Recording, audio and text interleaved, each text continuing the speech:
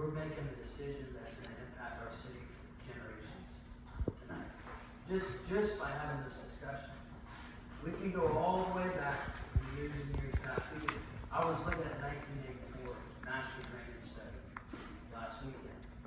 All the projects that we're just now starting now were on the books then. It's taken us 35, 40 years to get the ball rolling.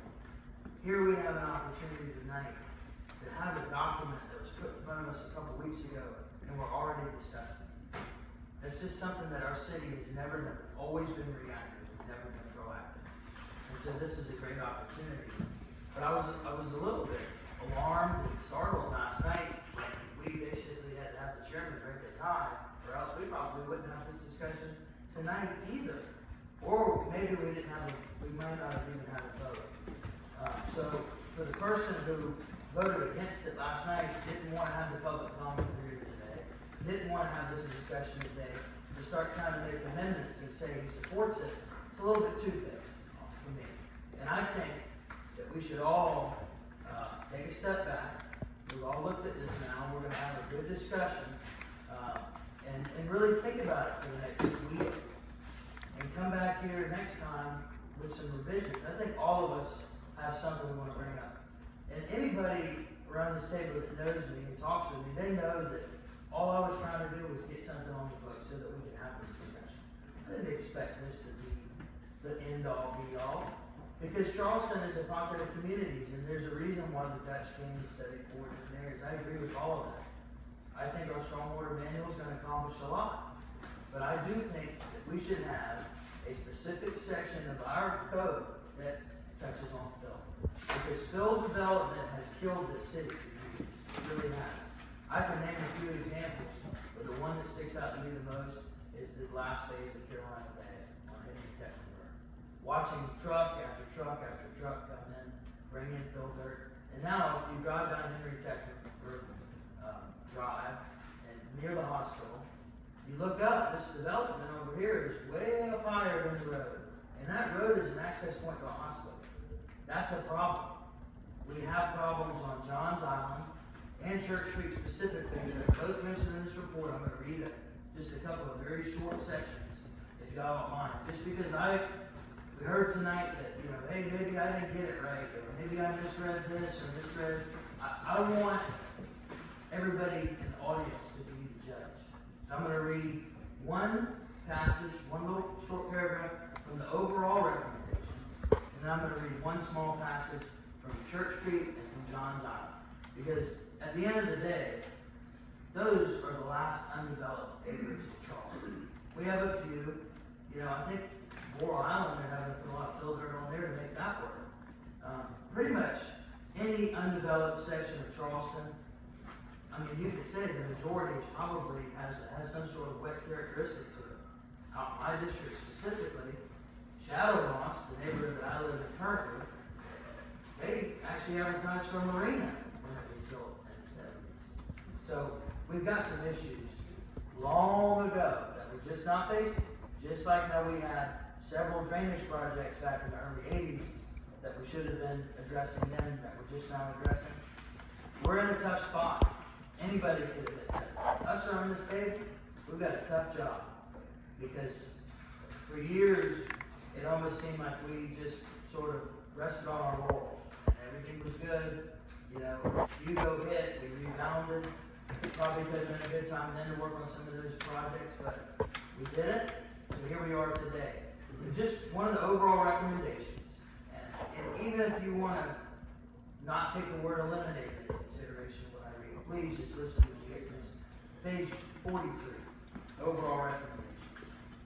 In areas of new development occurring in flood zones, marshy, intertidal, or otherwise low-lying areas, eliminate or substantially reduce the placement of fill or other structures that decrease the infiltration and absorption performances of these areas. Now, that is going to be brought up again here in a minute on Johns Island, but it's also going to be mentioned in Church Street. So here we are with an idea that is mentioned in 2 of the 4 categories and could be mentioned on the peninsula as well. Here's Johns Island. This is very important. Elevation zones. The The team identified 4 planning or safety zones: wet, ecological, transition, or community.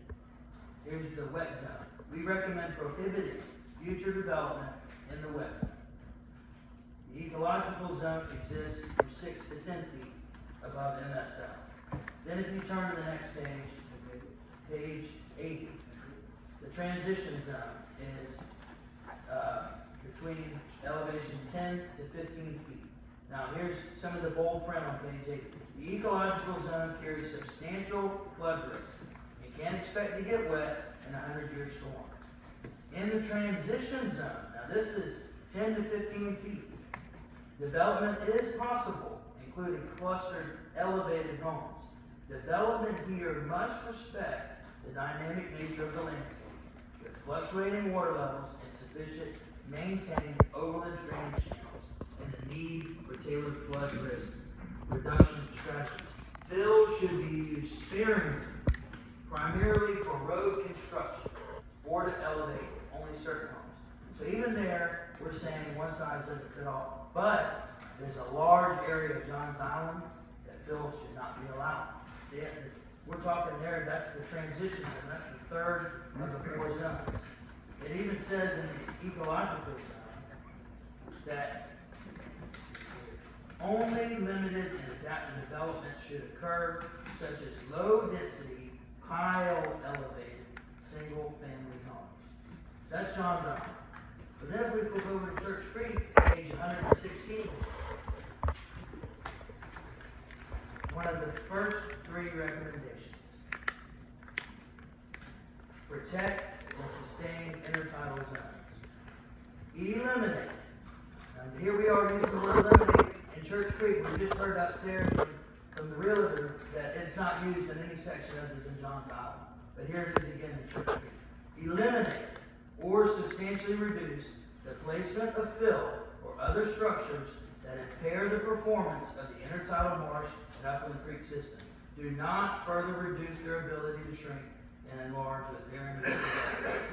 These systems, if unimpeded, naturally accrete and deposit organic material sediments, which yield storm surge mitigation and adaptation to sea level rise. I'm not a community, but I can read.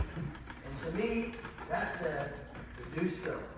And it says it in 2 of the most devastated areas of Charleston. Johns Island and Church Creek have been hit hard 3 of the last 5 years, and it could have easily been 5 out of 5 if the storm would have turned. Peninsula would have been devastated too. We're working on things on the peninsula. We just approved over $10 million for the low battery wall. We're working. There's great recommendations in here for the peninsula as well. But I had to find something that I could bring to this council and say, guys, we got to talk about this because it is not right. You know, I think back to those first few homes that I knocked on when I ran for office for the first time. I was nervous. I was afraid that somebody was going to come shut the door on my face and say, get off my porch. What do you know, you little young kid? But when they opened their door and they gave me 5 minutes, I told them I'd protect them. I told them I'd protect them, their kids, their neighbors. And in the grand scheme of things, I've got to think about the future generations of the city. And these neighborhoods are going to go away. These people are going to pack up and leave. We don't need to be worried about whether or not we can fit 10 million people into the city. We don't need to be focused on increasing the tax base right now. We've got 140,000 people that, oh, by the way, are footing the bill on all these drainage projects, and they need to be supported and protected right now. So I would ask that you give first reading to this, and let's all get together and figure out how we can make this the best document in the city's history. Thank you.